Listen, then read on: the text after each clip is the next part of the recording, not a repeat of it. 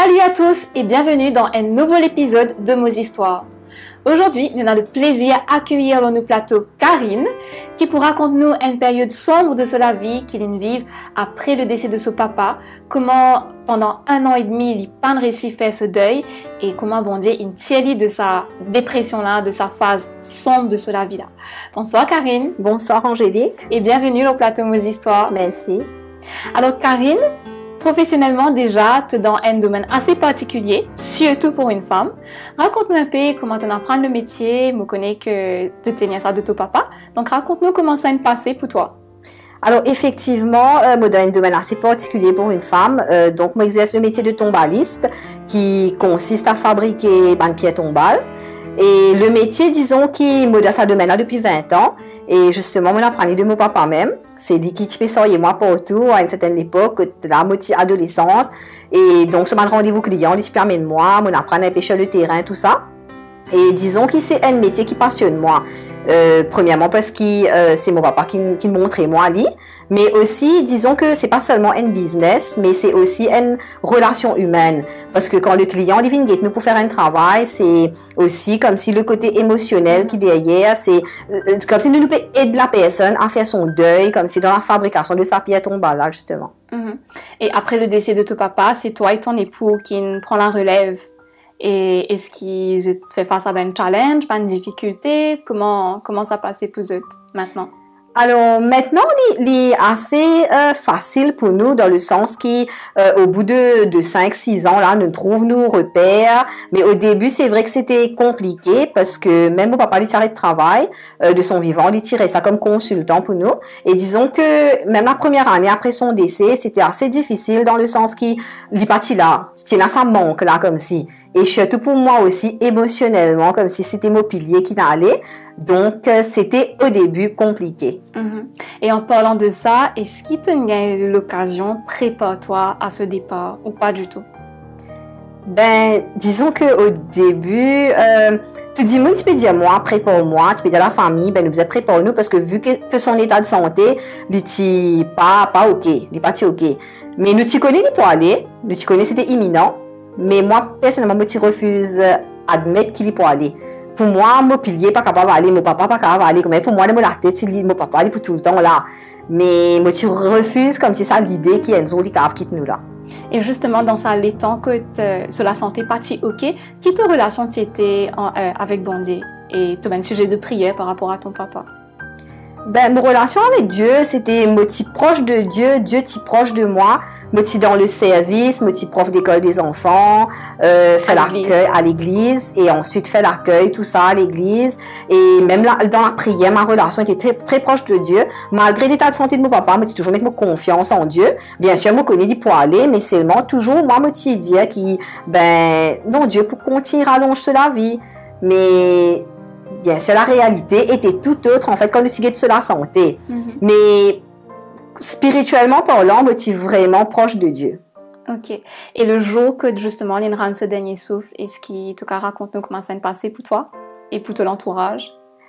C'est un jour qui m'a pas oublié, jamais, parce que, en fait, ce jour-là, je te dis qu'il m'a pas guetté. En fait, moi, j'habite à l'étage, il y aurait rez-de-chaussée.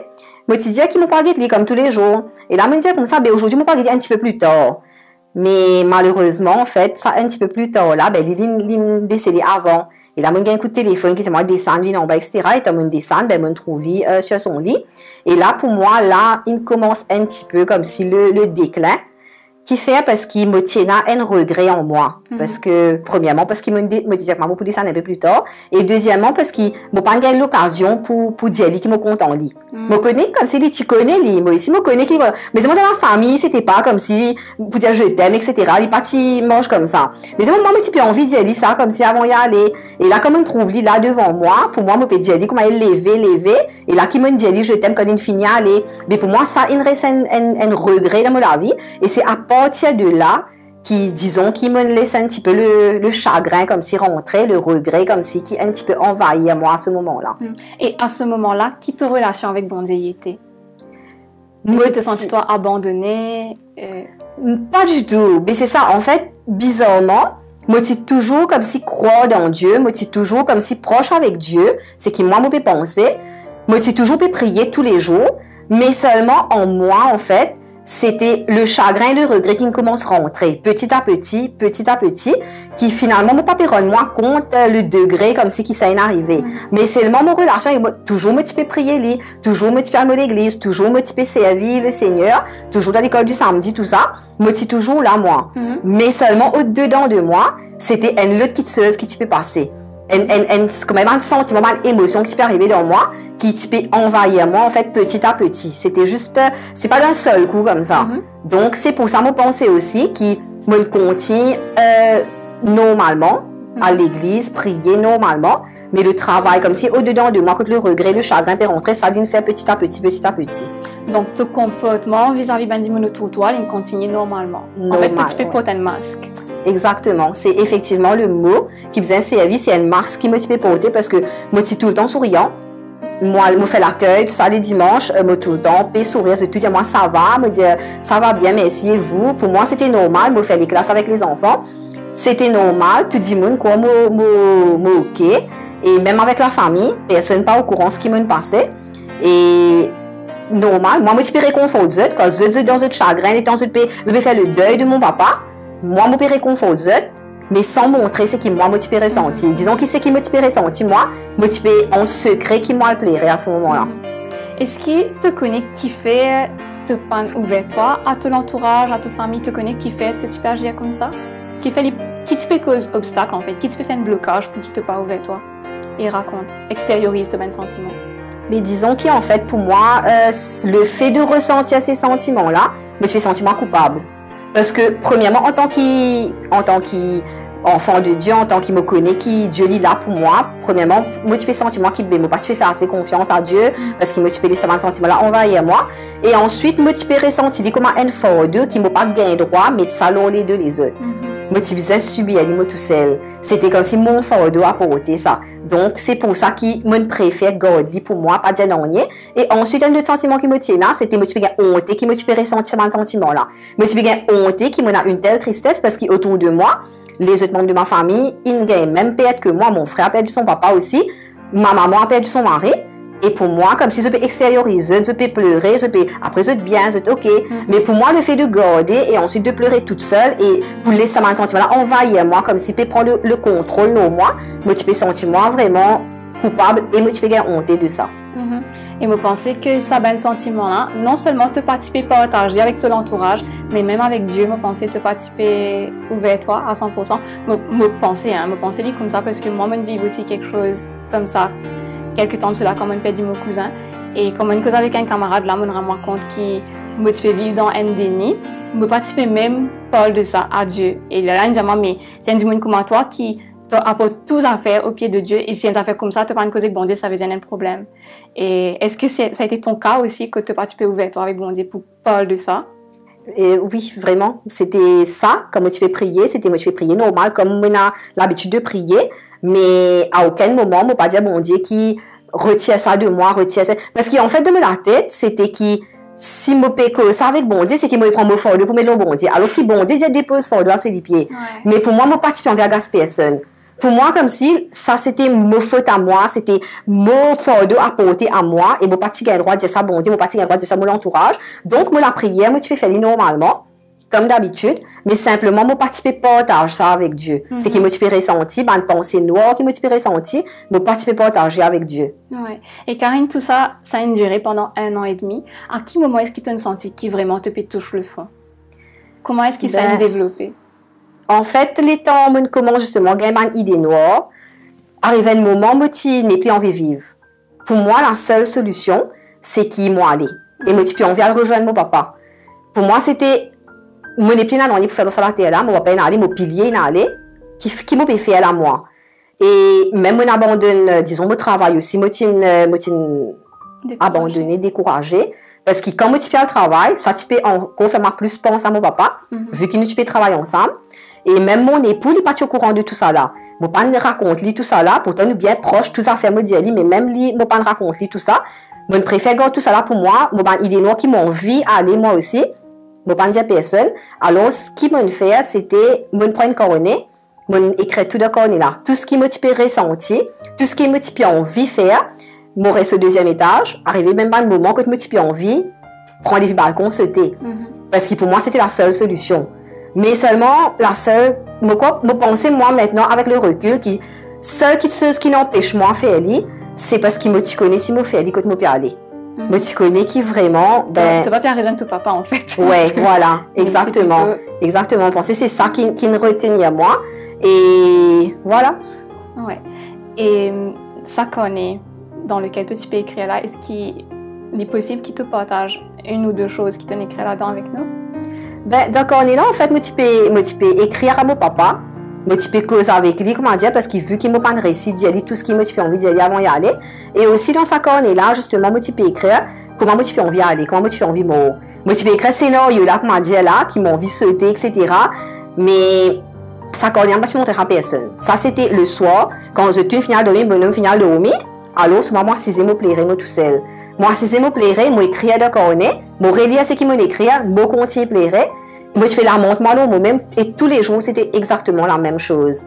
Et le matin, quand je me levais, je remettre mon masque, je rire avec tout le monde, je cause avec tout le monde, tout est parfait dans le plus beau des mondes, mais le soir, mêmes affaires encore. En fait, tu peux vivre sans aucun espoir, tu n'as aucune joie de vivre,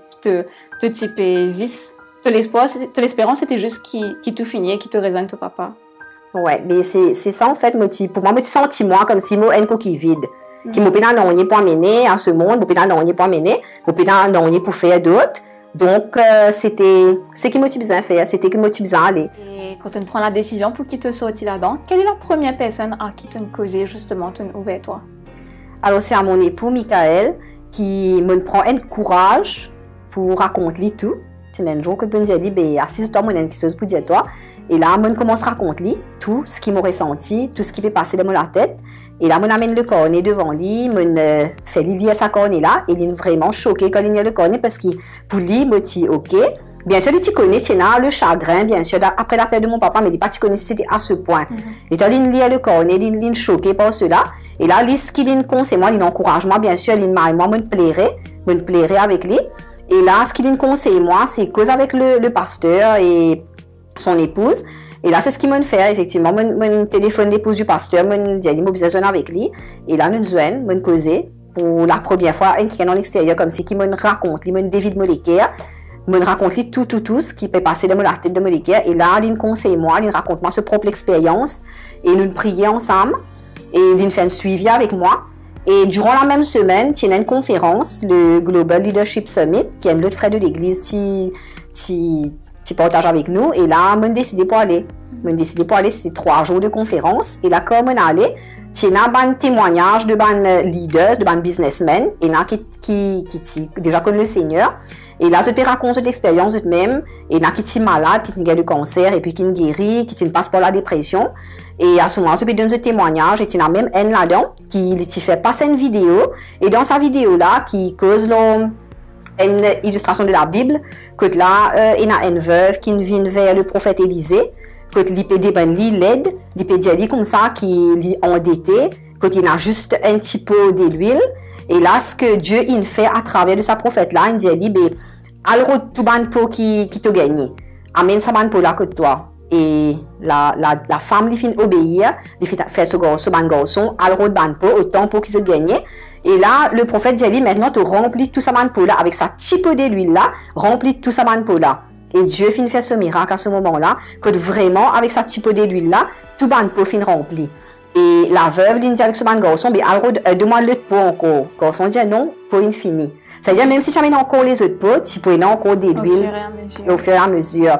Et là, juste ça, l'histoire-là, comme il dit sa vidéo-là, c'est une touche-moi qui fait, parce qu'il a veuve, il finit admettre qu'il y a un problème. Il finit admettre, et une fois qu'il admet, Dieu trouve une solution pour lui. Dieu apporte comme si la vérité apporte la solution. Il amène sa main pour là et Dieu multiplie l'huile pour remplir. Et là, quand la veuve dit avec prophète Élisée, qui m'a pour faire avec ça? Et là, le prophète Élisée dit, ben, alvon sa bande d'huile là, sa bande pour là, avec sa casse là, te paye ta bande dette et te continue vivre avec sa casse là. Donc, la solution finit de trouver. Et là, me dit, mais moi qui m'a été, mon pas enfant bon Dieu, qui fait bon Dieu pas qu'à faire pareil pour moi, si moi, admet qu'il me donne problème. Et effectivement, à partir de ce jour-là, je reconnais qu'il m'a besoin bon Dieu. Comment là, je peux dire qu'à aucun moment, je participé avec bon Dieu, ce qui m'a ressenti. Ce jour-là, je prends la décision pour vraiment dévider tout le monde avec bon Dieu maintenant. Pour dire, bon Dieu, prends tout l'eau, prends tout ça fort de là. Comment dire, un verre coca, quand il remplit, coca ne peut pas mettre de l'eau là-dedans. Mais une fois qu'il nous dévide coca là, nous ré-remplit avec de l'eau.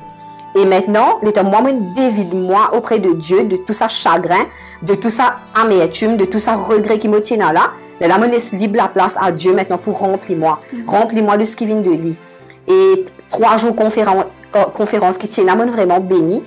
Vraiment, il y a un changement radical de mes pensées, premièrement, et ensuite de la vie. Suite à cela, une semaine, il n'a suffi que d'une semaine, et qui me reconnaît, qui me donne problème, qui me reconnaît, qui me bise à l'aide, et c'est un moment-là, Dieu n'agit en moi.